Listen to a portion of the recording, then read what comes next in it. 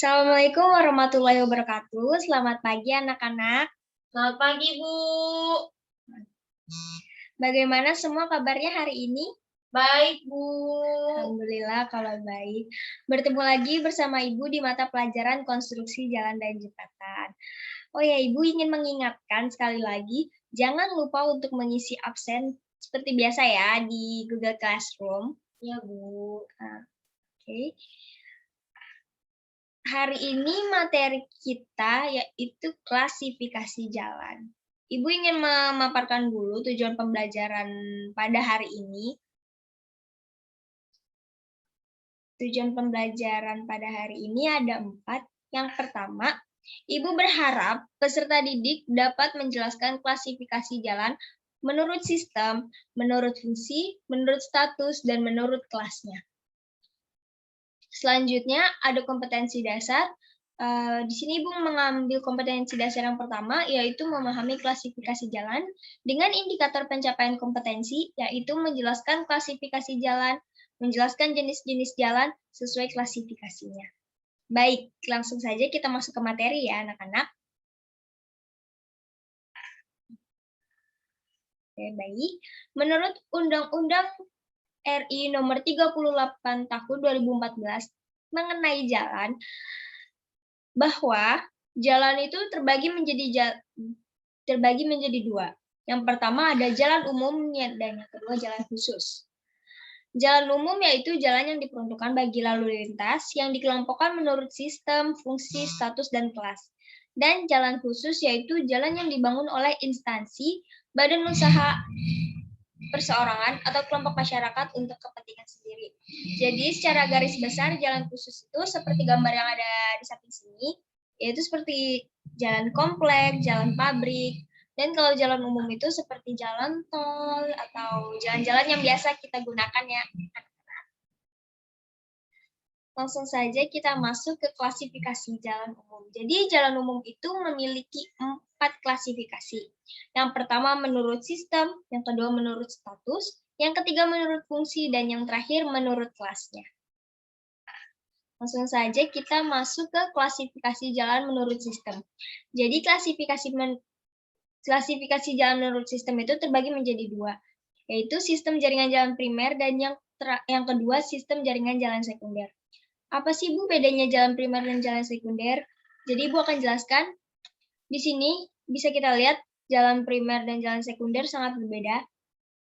Jadi jaringan jalan primer itu sistem jaringan jalan yang menghubungkan semua wilayah di seluruh Indonesia.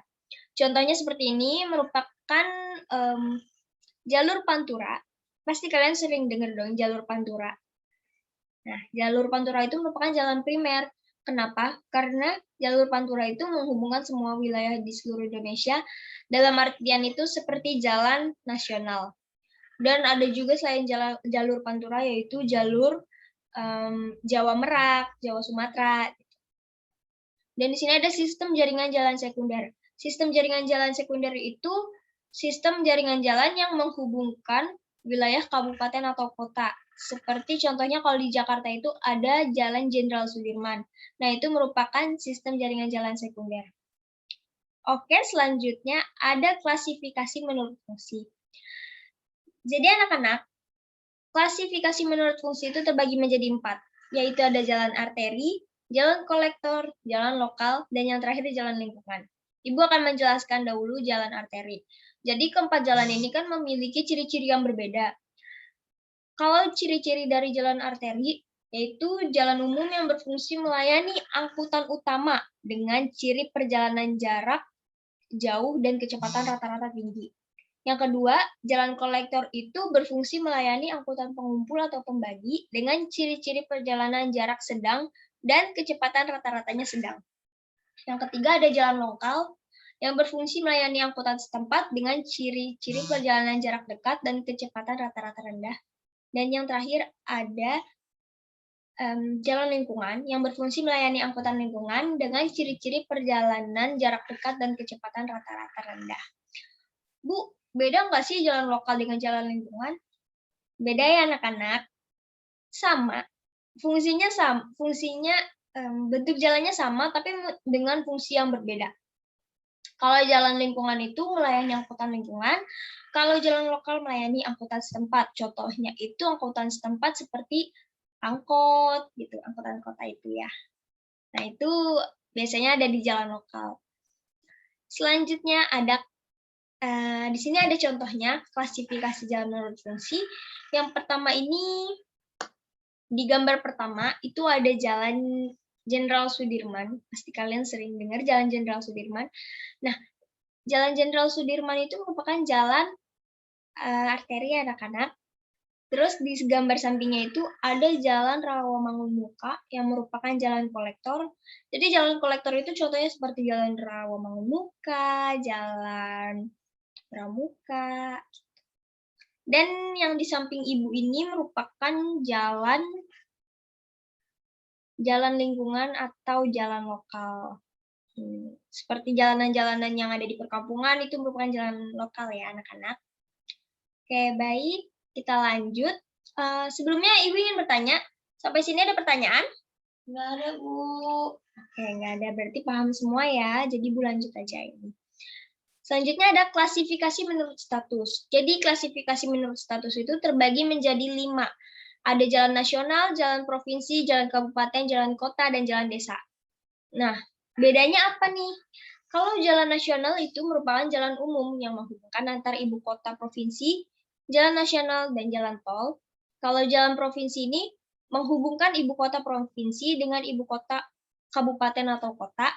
Kalau jalan kabupaten yang menghubungkan antar kabupaten, jalan kota itu merupakan jalan umum yang menghubungkan antar pusat pelayanan dalam kota, yang menghubungkan antar pemukiman dalam kota, dan lain-lain sebagainya.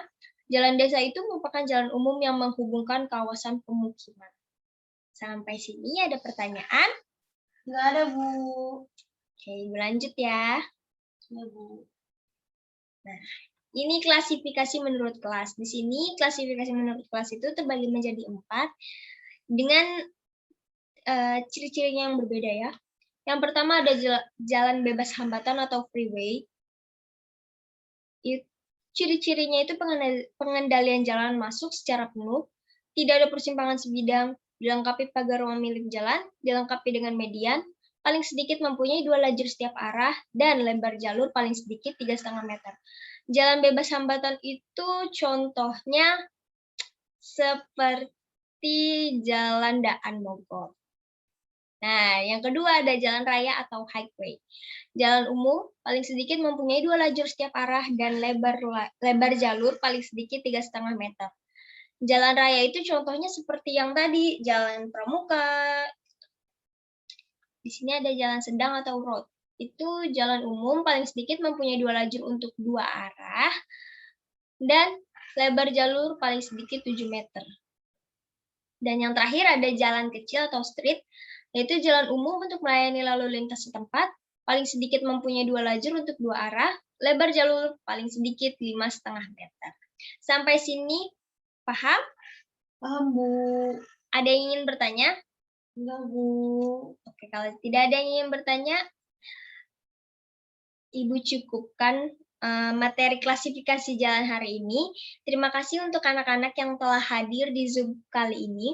Dan Ibu ingin mengingatkan lagi bahwa Ibu ada tugas di Google Classroom, kalian cek.